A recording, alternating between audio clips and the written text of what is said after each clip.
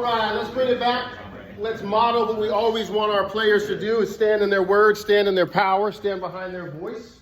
Who wants to share? Which way did your discussions go, or where did you land on visibility and mobility? What you owe, what you don't.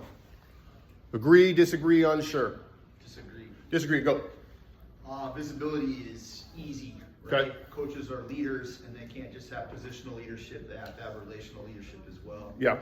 And we're only there to increase upward mobility. That's why we're there. Mm-hmm. So How do you define visibility? Visibility is being seen, right? Mm-hmm. And I equate that to more to positional leadership, right? Mm-hmm. People say, I'm the head coach, so I have leadership. Right. See me, see my role, see my rank. Yeah. But that's only a little bit of it, and that only happens, it's only needed when stuff's real bad, Mm-hmm. right? So that's the way I see Yeah, it. no, I appreciate it. Thank you, Coach. Others? Coach?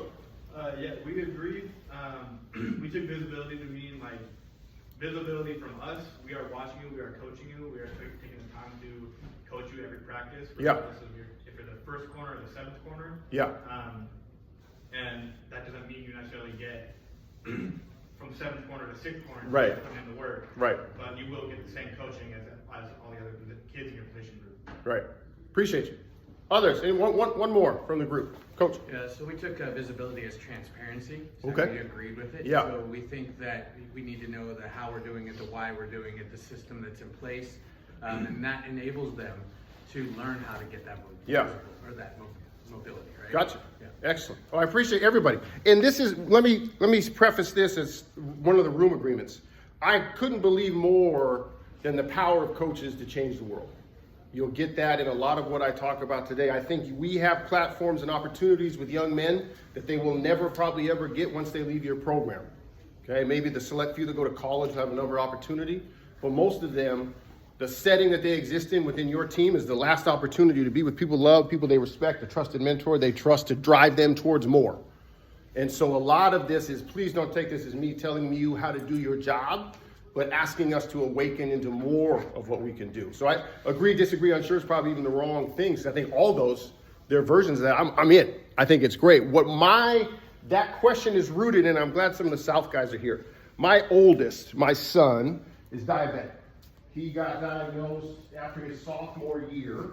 I had to rush him up to OHSU because he was 920 was his blood sugar level. And we didn't know. He kept telling me, like, Dad, I'm peeing like 9 times a night, man. And I'm being an idiot. I was like, oh, you're hydrated, bro. You're training, you're hydrated. Meanwhile, my boy's dying. His damn pancreas don't work. Right? And I bring that up because he's small, he's slow, phenomenal kid, but he's not a great football player. But the South guys, and this is where I equate visibility, the South guys make him feel seen. The South staff, my son, who has had one catch in his whole life, maybe 5 tackles, and I celebrated like a lunatic, but he feels seen in that program. They know who Lincoln is. And as we're going to get into, so many of our young men don't feel seen. They feel invisible throughout their day. And I think as a coach, like you guys mentioned, where I would land, is we owe them I see you moments, but that doesn't necessarily, just because I gave you the I see you moment, doesn't mean you start tomorrow. You still have work to do. But that's just an entry point, and I appreciate everybody participating. And some of this, I think when you go to clinics, I played for a Hall of Fame coach. I was an assistant for him, and the best thing he ever told me was, please, God, write down everything you hate about me. And don't be me. Don't try to be me. Craft yourself based on parts that you disagree with me on. So please, you might go through all here like this Kip guy. I found 4 things that I disagree with him, but now I know I'm rooted in my stuff. I know I have foundational belief in my stuff as we go. So Kip Ione, I asked this last time. Any Samoans in here? They're going to argue with me about the pronunciation. You want it? Okay. You argue with my pops when he moved from Samoa to Los Angeles. Grandpa made a decision. We're going to make it easier for white people to say our names. And now I fight with my cousins every time I see them. The whole thing is Dad's fault. He raised my brother and I in Billings, Montana in the snow. That's why I don't have the shade of color I should have. It's a whole problem. But some of you may know me, some of you may not. How in the hell did I end up at a football conference having been 25 years as a college basketball coach? So I played at Willamette, was an assistant at Willamette, was a head coach there for 15 years. Okay. What I do now, and we're going to get into origin story, is more of this. So teams of men exist to empower coaches like you. Mainly we work with football, basketball coaches in middle school through Power 5. to enlighten your players and yourselves and your staff to the power and potential of a reimagined manhood. How that shows up currently, because I haven't solved the business model to the millions I want so I can hire a staff of people, it's just me. There's a lot of speeches I do, but a lot of curriculum and sharing I give to coaches, because I could give the best speech to your players they've ever heard, and they'll forget me tomorrow. They trust you. They love you guys. So my job is to empower coaches, to give them tools to do more of these conversations, to do more of these sessions that we're going to get into, so you can go do the work, because that's your space, that's your program, that's your culture. Let me enhance it. Let me help you in some of the stuff. And that's why we got the 5 needs today as we go. Okay? CIA. This is my goal as a public speaker, but I think it's a great goal for coaches. Can you get connection, impression, activation in your program every day? I don't think it's possible to connect, impress, and activate every single kid every single day. That's pie in the sky. There's rainbows everywhere. It's not realistic. But if you've got some version of a plan, some version of a script, because I know you football coaches are the best at install sequencing and scripting. If you've got something on there that says, I have a method that we're going to deploy today that I think could be connection for somebody in the space, connection through my origin story today, connection through some of the stories I tell today, impression. I'm going to give you a lot of stats. I'm going to give you quotes. I'm going to give you books and studies to continue to go on to. And hopefully, there's somebody in here I activate to more of this great work. Some of you might already be down the path further, and you're activating your players, you're activating your assistants. But I think CIA is something I adopted, and I wish I could remember the person that I stole it from, because it was definitely at a clinic. But I think it's a great model. It's how I work as a speaker now, but I think as coaches, like I mentioned, if you can connect, impress, and activate every kid on your roster every day, first of all, you should be up here talking, not me, and you should go tell your AD to pay you more money. But if you can find one of those with each kid every day, you're doing a hell of a job. Okay? Now, raise your hand. You've been in lots of these meetings, especially as teachers. You've heard safe space. I'm out on safe space. And that is not because I don't respect the intent behind safe space. But safety can be used to tone police, and I'm going to cuss today, not because I'm trying to impress anybody. That's just me. Okay? Safety can be used if I'm passionate, you're passionate about your players, and your voice raises in a meeting when you're defending your players, people tone police you because of safety. I don't believe in safe spaces. I believe in brave spaces. I believe in courageous spaces. Coach already modeled that. Coach already raised his hand and said disagree. That's a respectful, brave space. That's a courageous space. In your team settings, I don't think you want safe spaces. I think you want brave spaces. I think you can chase conflict, always respect. Chase conflict, always within the bounds of respect. And I think conflict can sharpen swords. If we teach our kids and model to our kids what that looks like, they have those. So, and I stole that. Let me credit Jen Fry. She's a phenomenal DEI speaker. I stole it from Jen in 2019 in Atlanta, and she makes me say that every time so she doesn't yell at me. I did not create brave and courageous space. I stole it from Jen, but I think it works. I think it's huge. All right, next one. We're going to do more of the sharing. And if you don't have somebody you're comfortable talking to in here, please feel free to text and remind yourself as we go through some of these conversations. But I saw this quote that I think is powerful, and you guys probably have versions of it that you use because you're so good at your jobs anyway, is courage is not the absence of fear. Courage is fear walking.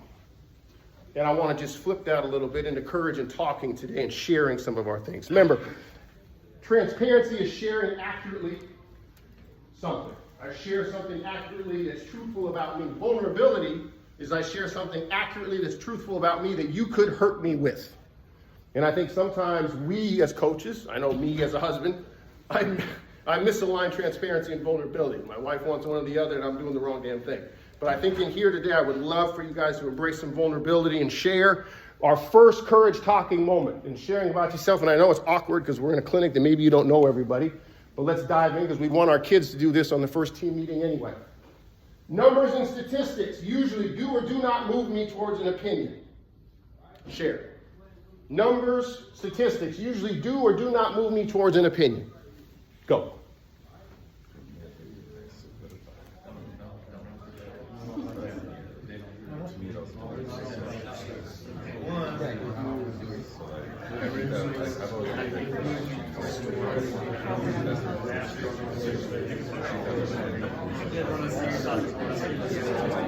I've never been in numbers first.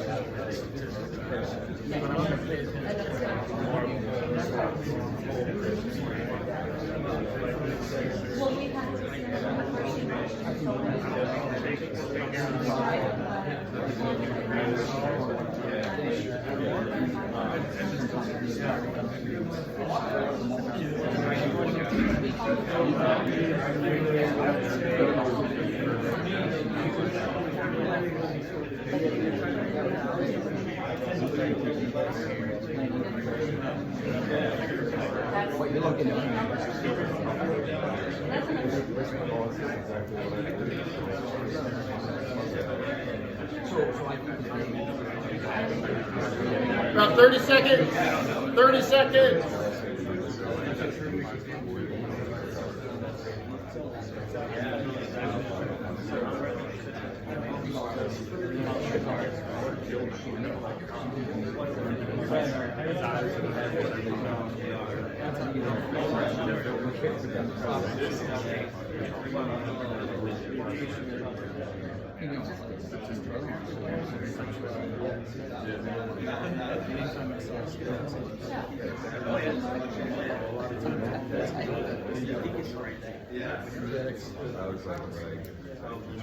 All right. Anybody want to share their discussion where you landed? If you're a big analytics guy or no, Coach? We didn't, as a group, we didn't necessarily think it would move us toward an opinion. Okay. But affirmation, or maybe add a new thought. Okay. Do the statistics back up what we believe? Okay, so not solely on them, but they might support something. Okay. And then also, for me, it's the source of the stats. Yeah. You know, I'm a big injury prevention guy. I do not believe in single sport participation. So when I see a Sports Illustrated article by the most preeminent orthopedic surgeon in the world telling people how stupid it is to be a single sport athlete before you're 17 or 18, I use those numbers with my Because you athletes. trust the source. Yes. Gotcha. Thank you, Coach. Others? Coach? So we were talking about character. Yeah. And like I said, I do that program, Yes. Coaching Boys into Men, and trying to teach our kids to do the right things. And a lot of times, the statistics, everybody's doing the wrong thing. The kids think it's right. We're trying to convince them that, it's not always, what everybody's doing, because the statistics, what you're doing is the right thing. Okay. Not always the right thing. Yeah. We're trying to teach them to do the right thing. Yeah. And sometimes it's doing what the smaller percentages there. We're trying to build that percentage of our kids to know that. Go from 20 to 60 in the right way. Yeah. Gotcha. Thank you. One more. Anybody else statistics guy? Coach? I mean, I definitely like statistics. Yeah. I think you have to be careful because I can make any numbers look good if I want to. Yeah. Right? Or someone could do that to me too. So Yeah. I think you have to know the source, trust the source. Right. No, I don't appreciate think it. it's the only thing. Yeah, for sure. And I think in part of this work that I'll share with you guys as I get into my origin story, I'm an analytics guy. I was as a coach. But so when I first started this character development, this gender violence prevention work, I thought just throwing the stats only, just numbers, would move the kids the way it moved me. And it didn't. But I think in the inverse too, sometimes if you're not a numbers guy, recognizing who's in the room, what if they are moving, it's all part of meeting people where they are, right? So I put that up there, and I do have some stats for you. But I also have stories and anecdotes as we go. But I think it's always useful to survey the room and see who's in there that you're going with, okay? So I do want to credit here too, and this is more than just the number. So the stats I pulled and some of the bullets I want to share with you about the 5 urgent needs are not mine, and I need to make sure that I recognize whose shoulders I stand on in doing these presentations. So the one on the left, and these are both free, I will give these to you at the end of the session. You'll get them for free. It's on Us is a national organization that surveyed 1,000 male athletes in college about what's hard about being a man, what's hard about existing on college campuses, what's hard about being a male athlete now. What do you want from us to help you become the person you want to be? That's the one on the left. You'll see some of that reflected in here. And then the State of American Men by Equimundo. Okay, they did 5,000 men over about 5-year span.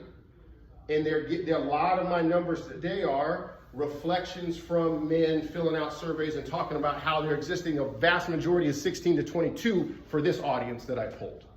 Does that make sense to everybody? Okay. So, landscape.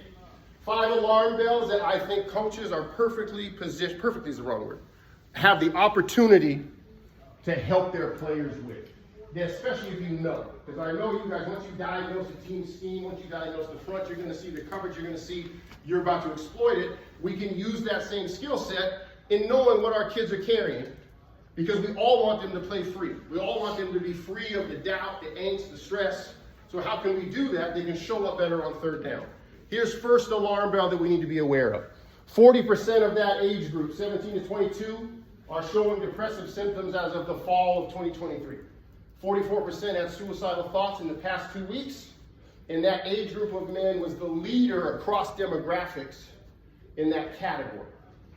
Okay, so in a room of 10, extrapolate your roster. Let's say you have 100. You guys are laughing at me like, yeah, we have 100 players. Great. Okay, what world do you live in? Well, let's do it for simple math. Okay, the number of kids that might be struggling with this. Okay, and I tell this is a story specifically on this that maybe we connect to better than the stats that emphasizes lead with questions, don't lead with your ego. Young man from New Orleans was on my roster, had never been a me guy. He had never been a put me in, give me shots.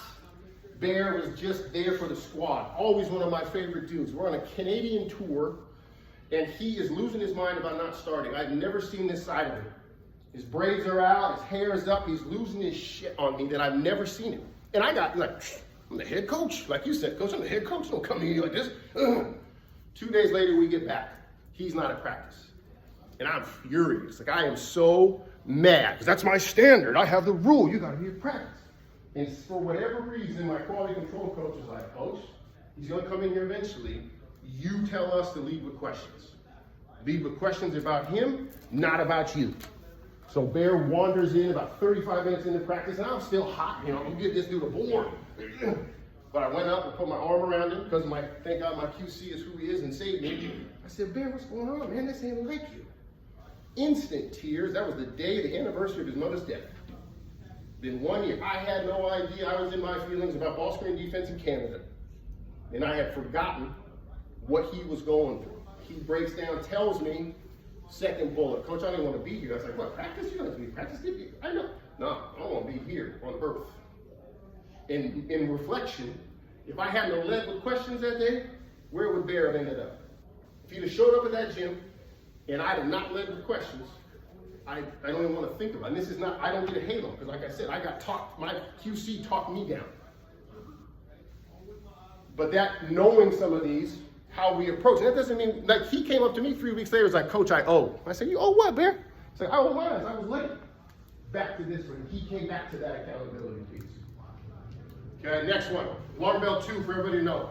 Half of the men, 48%, so I know I'm fudging the numbers, I'm sorry, I jumped 2 percentage points, reported that their online lives are more rewarding than their offline lives. 65% of the men, 18 to 23, so your seniors, if you're a high school coach, your whole roster, if you're a college coach, claim that no one really knows me well. Okay, once again, extrapolate to your roster, how many kids are carrying that, wearing that. I just did a YouTube video about there is, I want to acknowledge if I mention things that are triggering, okay, around gender violence, sexual assault, please don't, in this room alone, we probably have 4 to 5 survivors and 4 to 5 secondary survivors, so please do not hesitate to give yourself space. Online in the metaverse, there's gang rapes going on of avatars. There's sexual assaults going on of avatars, and that speaks to this online lives. Who are they showing up as in their gamer tags? Next one, and I switched it on purpose. I switched men to sons, because all the kids in our program are somebody's son. 34% of sons reported receiving formal training on consent while in high school or college. Only 24% of them learned anything about dating, sex, or relationships during K through 12 education. And I'll get into that plea. That is not a condemning of anyone's school or anyone's programs. I was a teacher for 8 years at McKay High School. I had 47 kids and 12 computers, and I had those poor kids typing on a piece of paper. So I know the stresses that happen in public education, but it is a reality for our kids searching for these learning opportunities that they don't get. And I'll tell you who's filling those in. Alarm bell number 4. Our sons are likely to believe survivors when told directly, but there's a huge conflict in their belief of allegations when it's about a teammate. Okay? They're concerned about false allegations, and they're concerned for their teammates. And we'll dive into this one isn't holistically wrong. But we'll dive into where this leads them if they have the wrong messaging from the wrong sources. Last one. A majority of men, you guys know the great people you coach. You know these kids' hearts. believe they should protect others from verbal or physical harm, yet very few feel they actually have the knowledge and skills to how to do it.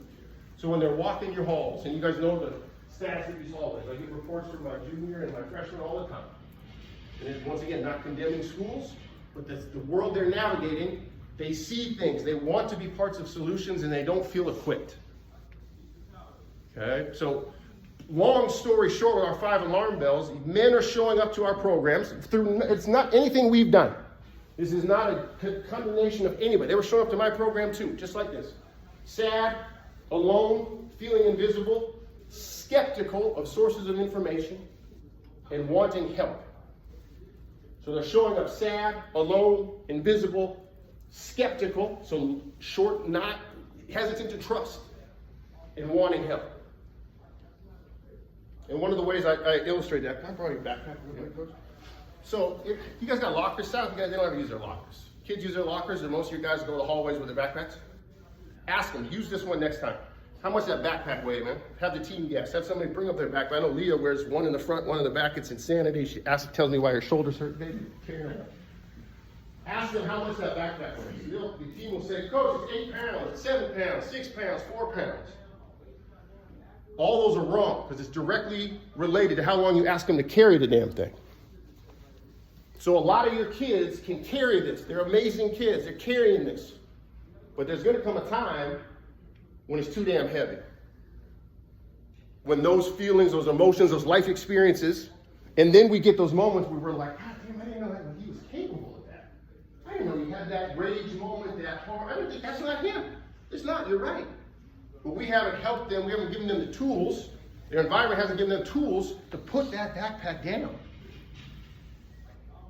Right? So they're waiting and imagining that because you guys would never let them run a 9 route with weights on. Too damn slow. So they can't fully participate in the great cultures you've created. Because I know football coaches are phenomenal at creating culture. They can't participate in it wearing this fully. They can do it.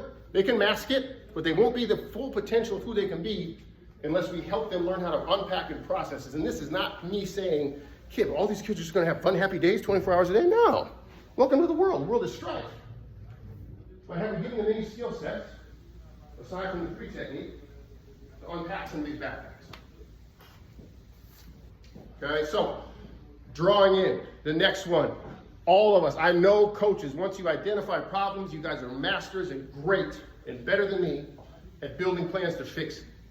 You see a team is weak up front, you build plans to run the ball down their throat. If you see a team's left tackle sucks, you build blitz pressures to take advantage of that. You're great at it, you sequence it, you install it. I think we can apply those same skill sets in doses to alleviate those 5 problems I just said. Sad, skeptical, invisible, alone and wanting help. Okay, so my origin point to this, and those of you that were here before, I apologize, you got to hear my story again, so it probably means you won't read my book. It's fine. You got the synopsis of it here. My origin point is 3 years into being a head men's basketball coach at Willamette. 3 major events coalesced around my program. 1, sexual assault on campus by another program's athlete. 2, domestic violence incident, high profile in Salem. 3, a misogynistic Facebook group unearthed at a fraternity, of which many male athletes were members. And it stuck with me, and it had me not sleeping, because every time somebody called me and said, "Kid, what the hell is going on campus? You've been there 20-something years. You're the head basketball coach. What's going on?" All I could say was, "No, my guys didn't do it," which is factually accurate. My guys weren't, but I hadn't done nothing. I had done nothing different than the coaches whose players had committed to harm. I had done nothing. I thought they were phenomenal coaches. I had done nothing about decision-making paradigms. I had done nothing about high character. I had recruited these kids under the illusion that I was building men, and then I put them through ball screen defense, weights, film, rinse, repeat. If we lost, I told them to stay humble, see your weights. If we won, I told them to stay. If we lost, I told them to stay resilient, come back to the scoreboard, I'll go back to the film. And I couldn't continue to exist that way. And it was an aha moment for me, for my soul, for my dad's a Hall of Fame educator, public teacher for 40 years, coach. My mom's a Montessori school principal, for God's sake. I've been raised better. And I had to shift, I had to change. And that was the origin of Teams of Men. And the origin of Teams of Men is finding out that I couldn't just tell my guys, keep your hands to yourself on Saturday night. I couldn't just tell my guys, respect and move on. I have to get to the origin point of the problem. Okay, so if you got a corner that can't tackle, yes, there's some techniques, but you probably got to get his ass in the weight room. Okay, so similar, a lot of the harms and the ills and the worries our kids are carrying are based on the concept of the man box. So the man box tells them that there's a narrow, defined strip where they can exist as men. Don't carry emotion, don't feel it, don't show it, don't be able to name it. Sleep with everything you're watching. If you don't, we will ridicule you for it. Your worth is in your stats, your worth is in your paycheck, your worth is in your material possessions. This just happened to Damian Lillard. Anybody see this? Dame said, man, I'm going through a divorce. I moved. And yes, it was me. I moved to be for another team. I go home. My life kind of sucks. Bunch of people ridiculing. Oh, it's really hard to have $400,000 a game. You drove in your Lamborghini there. That's the man box. Telling him he shouldn't feel. Telling him he shouldn't be vulnerable because the money should make it better. And what I learned, and I've been living, obviously, a lot of this work is us. A lot of the work is me reflecting on my damn self. But I learned if I could help them unpack the man box, they would feel more, they would answer more of those questions that I showed you before that they're feeling, because it's rooted in them trying to perform to this. It's called precarious manhood for a reason, because I got to keep showing you, coach, how I'm a man. And in trying to show you I'm a man, I got to keep upping the stakes. Because my man card today is valid. Tomorrow I got to prove it again. And the imaginary scoreboard that says I'm a man said I should have punched that kid when he pushed me after the whistle, because I'm a man. Okay, and a big point I want you to know, you guys have heard this name before. They see it, they hear it, they talk about it, it's on their phones. All versions of the stuff we just mentioned, whether it's the man box, whether it's the stuff I mentioned they want to be heard and seen in. And if we aren't the messengers of contradicting some of these ills and showing them the way, like you said, coach, to better behavior, to better versions of themselves, if we don't answer these pain points, he will. Everybody know Andrew Tate? You guys have probably talked about Andrew Tate. You've probably heard some of his nonsense. Because Andrew Tate speaks to these same pain points.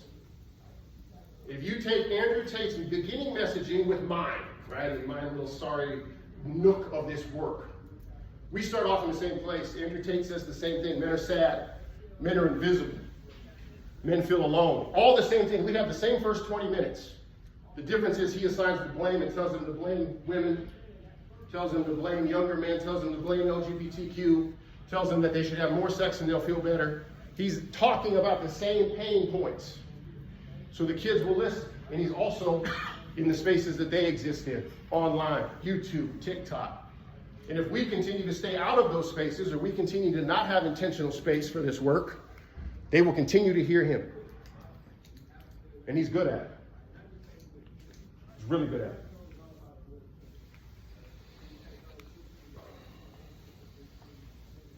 So, questions so far before I get into one exercise that I think you can use. We're going to model it here, and then you can use it with your team to launch. Coach. I have two questions. Ready.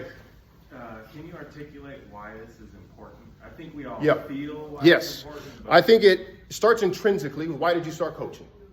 And if you started coaching to build humanity through the sport, I think this is a path. I think the sport's neutral.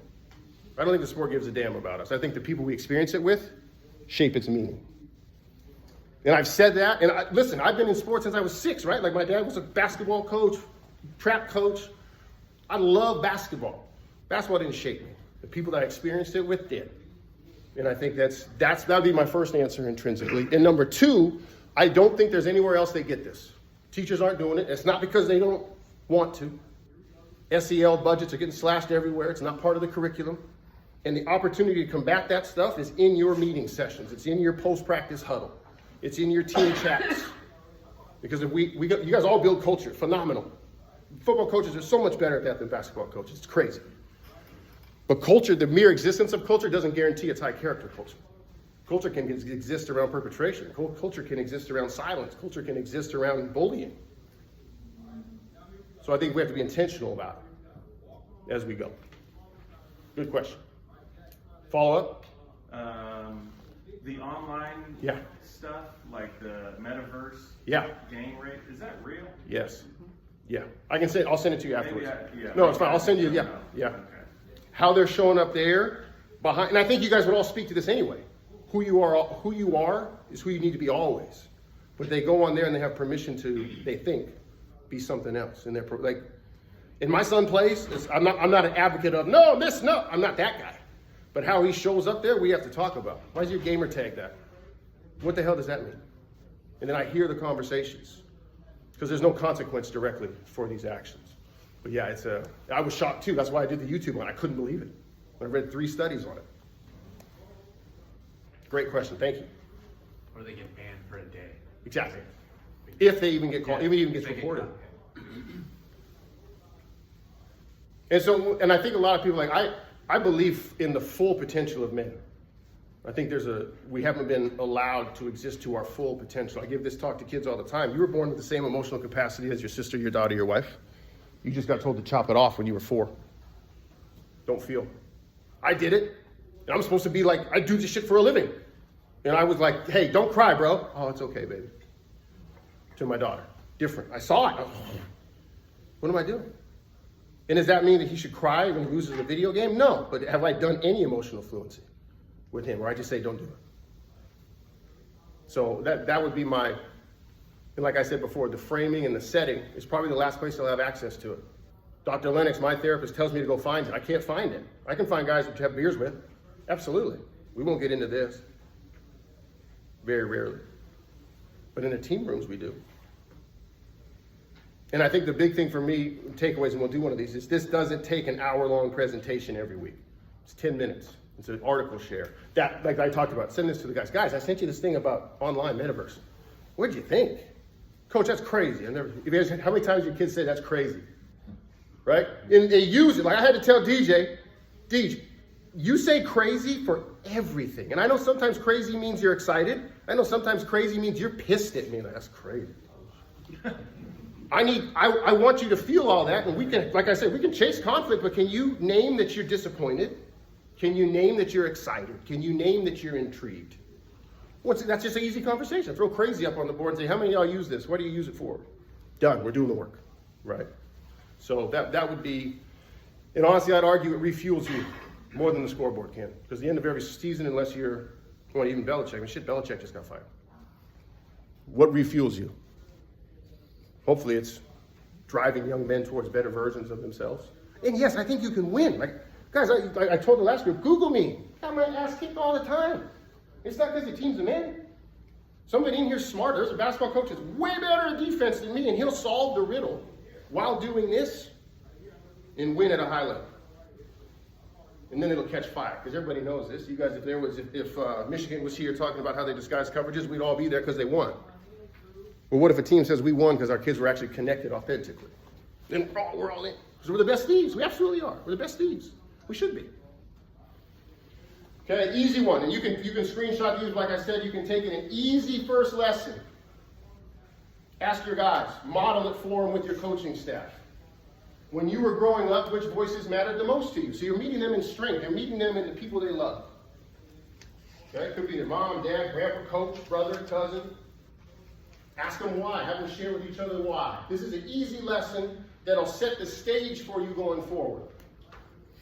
And Kip, they're only 15. They still had influences. They still have people that matter. I'm talking to the youth coaches here at 2 o'clock. They might have a flag football coach that imprinted on them when they were 8.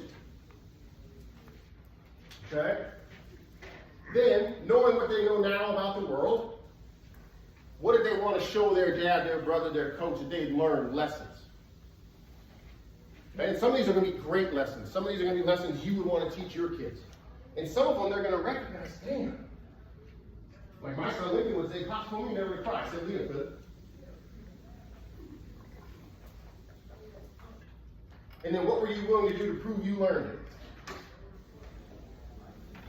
I know, because I was a freshman on varsity, that I had seniors, and I knew in the back of the bus that you had to have stories about girls. So I learned when I was 14 that I better have stories back there or I'm going to get ridiculed. So in order to make sure I don't get ridiculed, I'm going to call out Jeff. Because I know Jeff's ass has just been experienced with me. And now Kip's the funny one, Kip's the story guy, but they didn't turn that gaze on me. So that's a lesson I learned, which is a wrong one. Okay, as we go. That's an easy discussion. Not easy, I'm sorry. That's one you can roll out relatively quickly in any setting and start real connection. We claim family all the time. I know I did. We're a family. And then we don't exist in truth. We don't love each other to the truth. And some of you guys might. Once again, some of you guys might be doing awesome things. And I'd love to hear about it. Okay, untapped wells. A lot of this, guys, ends up being you sitting with them. It does not have to be as forward front speaking as I am right now. It doesn't have to be, well, Kip said and Kip preached. Kelly would laugh hysterically if she thought I was trying to make clones of me across the world. Okay, a lot of it is sitting next to them and saying, let's go together. Let's learn together, fellas. This one, have you shared as a coach? And you might have. You guys might, like I said, some of you guys are 10 steps ahead of me on this, and it's awesome. The relationship I've drawn the most from in my life was with, and then if you share these lessons, these stories, that's just simple story with your players. Because once you share, it gives them permission to share. Once you model, you're showing them pathways to do the same.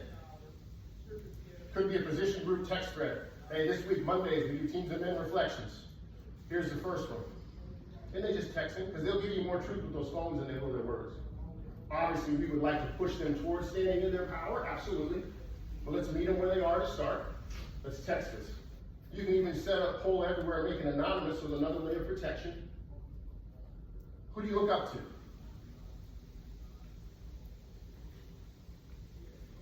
Okay, another one, especially with administration and people in your building that are asking, what is it you guys are doing with this team? Where are you going with these topics? Is this okay? If you bring up healthy relationship skills, a lot of people say, I don't get involved in their love life. No, you don't have to. Relationships are all around them. You're building on their ability to exist in the class, in the home, with the teachers, with the janitors, with the cafeteria, with the refs. Okay? All these are things relationship skills apply to. It does not have to be you, and you don't want to intrude on their romantic relationships, but building those skill sets allow them to have successful relationships that don't end up on your desk. Okay? And then as always, current events never fail to give you curriculum. I wish current events, there are plenty. There's actually a newsletter called the Nice Newsletter, which you actually get positive reinforcement from good things happening in the world, because there are good things happening. It's hard to find them. But these are easy framings. When someone in your program brings up the WNBA, how does it show up in your spaces? Women's soccer, how does it show up? How does the conversation flow? When a famous athlete makes a poor decision, unfortunately happens often, the guys are going to talk about it. What are the contexts? How can we frame this towards learning? And then at school, you guys know your kids. You got 5 kids on your team that are the town criers. They know everything that's going on in the school, and they're telling everybody about it. There's tons of stuff to learn from. Hey guys, I heard about this thing that happened in BPOD. What do we think? How does that square with our program? Open it up. You do not have to have answers and solutions to these things. You just leave the questions. And I think in doing that, even in engaging a kid in a question, a Q&A, quick back and forth, you provide visibility. You're starting to answer some of those things.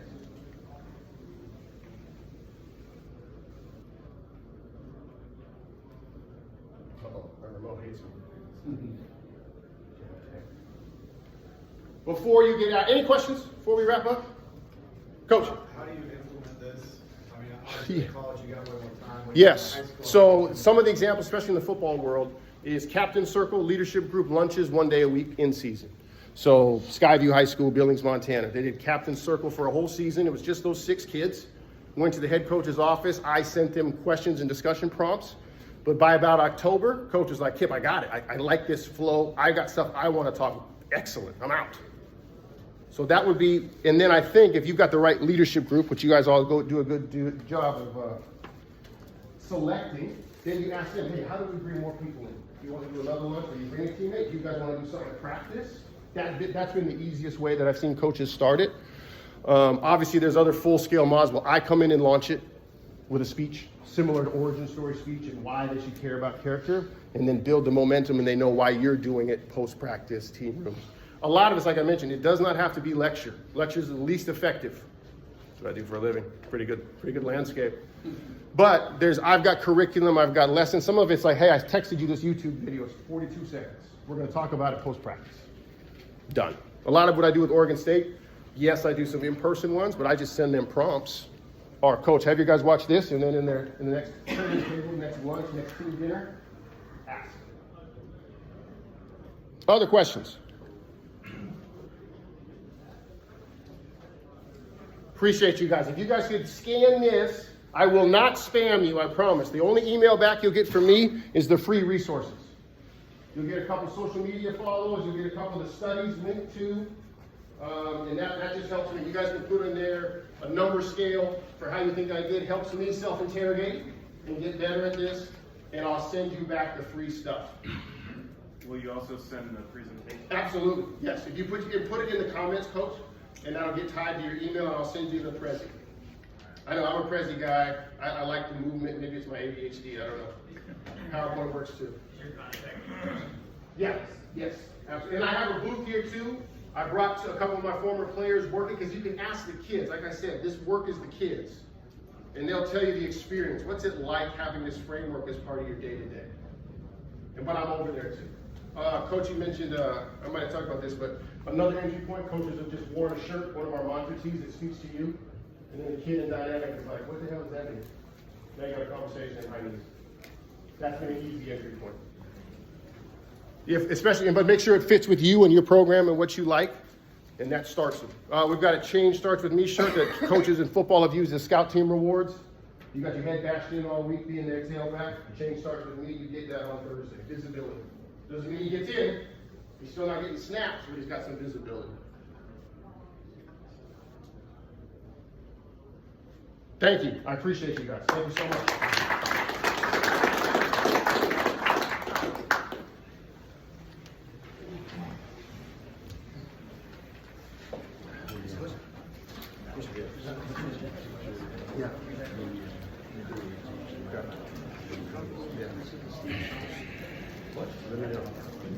Yes, come by the booth. Yeah, come by the booth and set it up.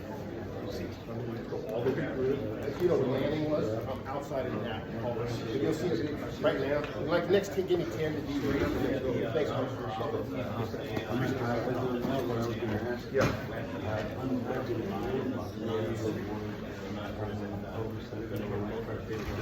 Right. No. Yeah. No, for sure. I have to learn it. Yes. Yes. So, in some of those, what are the ways you're asking for things? Is this hard? So maybe it's like, guys, we're gonna text just or we're gonna have a room day. We're gonna share, but you'll never be taught how to. You won't know as when you're ready. That's been some of the ways. Yeah, because I had to do a freshman, like 23-year-old old ass man. So I had to learn something. And then some of it's one-on-one. You build the trust. You're like, hey man, you want to get a bite to whatever?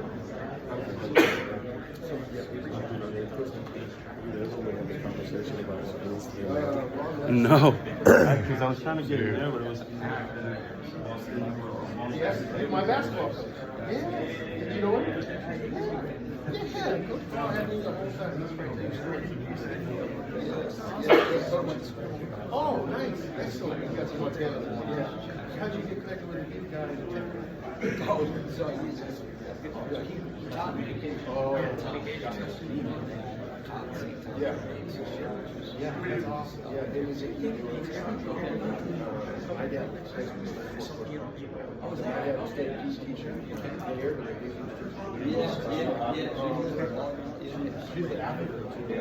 Absolutely. She was a Hall of Famer. She gave some range. She came in and talked about shooting.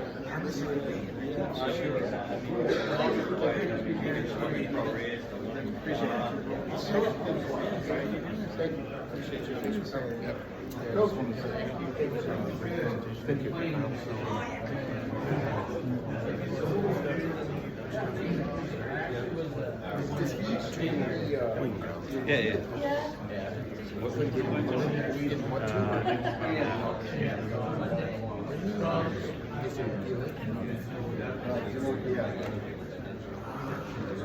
Yeah, no, that makes sense. Yeah, I feel like sometimes I'm like, you're doing so well. I feel bad that I'm not working, right? Like I used to, the first month, I'm like, oh, dude, you're at 84. What are we doing? But these guys, you know, right? Yeah.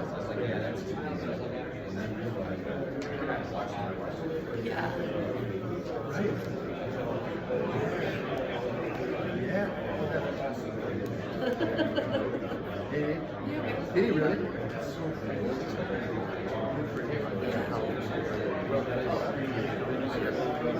Coach, appreciate the work you guys do already. I looked up that Voice to Men Foundation last night. I saw some of their stuff. That's awesome. Yeah, right? I thought there was a lot of synergy when you guys were talking about it yesterday.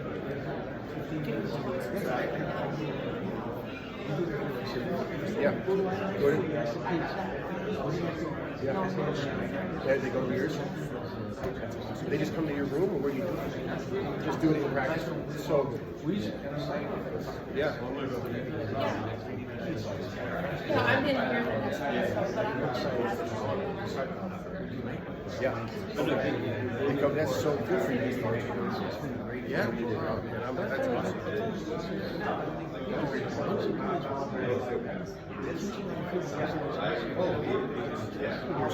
You're so right. And they communicate with you, right? Like I've talked to Kim about it. I go talk to her about playing time, right? Like, yes.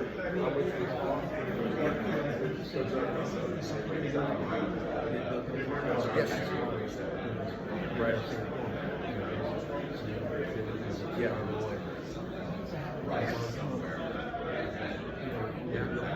But they know they can come to you to talk about it. They're not going online to figure out what they use that. I've done it with a water bottle too. You say, guys, how much does this weigh? And they'll say, Coach, it's 7 fluid ounces. Wow. You're like, same thing. It's how long I ask you to carry it. And if you don't know how to carry it and put it down, then just squirt it on someone you trust. You explode on somebody you love.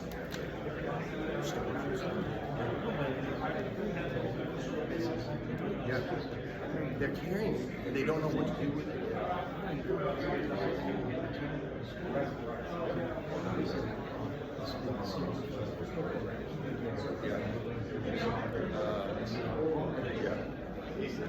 No.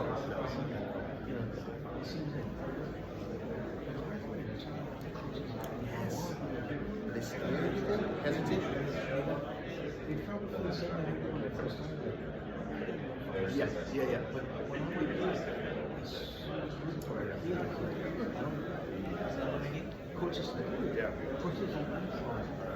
No, right. Yeah. No, for sure. No, I appreciate you, man. Keep up the work. Let's stay connected. Yeah, come by. We'll exchange information. Yeah, let's do it. Thank you. Yeah, right? Samoa. Yeah, American Samoa. Yeah, thanks, Coach. Thanks for coming. Yeah, I know. Yell at my dad about the pronunciation. Hey, good. I have a question. Yeah. Okay, so how do you address having talking to your boys about this and having parents? Yes, so I have a letter that I send out. It's got my name on it. So it says, hey, Coach Jones and I have agreed that we're going to do some teams meetings. Here's what I'm going to lay out. These are the topics. Please let us know which ones you're comfortable with, uncomfortable with. And recognize that any of the issues is my curriculum, so please reach out. I try to shield from the coach. But we also, we'll look younger the ages, we stay away from the stuff. Yeah. Start with emotional things. Yeah. No, because I have one parent on the team that has actually told me that I'm emotions, and I'm like, Sensitivity is super powerful. yeah, I'm not really sensitive. But and he'll tell you he's a big small school on face of it, and he's proud of it. And I'm like, but the stigma of Yes. It is. it's a all stigma. men. It's all men. Yeah. And I'm like, how do I, as a female coach, I'm like, You're already fighting some of that. I'm already fighting it. I mean, so that's what I've heard that from high school, middle school. So that's my first step. Okay. And I also typically do some admin first. Mhm. Like, hey, with the coach, this is what we want to do. So I lay out, we see any issues. We've got counselors going to sessions in case kids are triggered. Because I know that our school does the, I can't remember, but a lot of it, their health is based off of independent or social. So Right. They do some of that. Yeah. they do some of that, and the parents are very, well, from Bill Miller, the parents are like, well, maybe we don't, I'm like, they need it. You They're don't get it, getting, you don't teach them. they're getting, well, not only that, but they're gonna go to college. So. Thank you. Hey, I put in all my stuff. Yes. Come. So- Yeah, we'll connect. Hey, appreciate you. Appreciate you. Let me know. Anything I can do to help you guys, let me know. Yeah. And invite you out to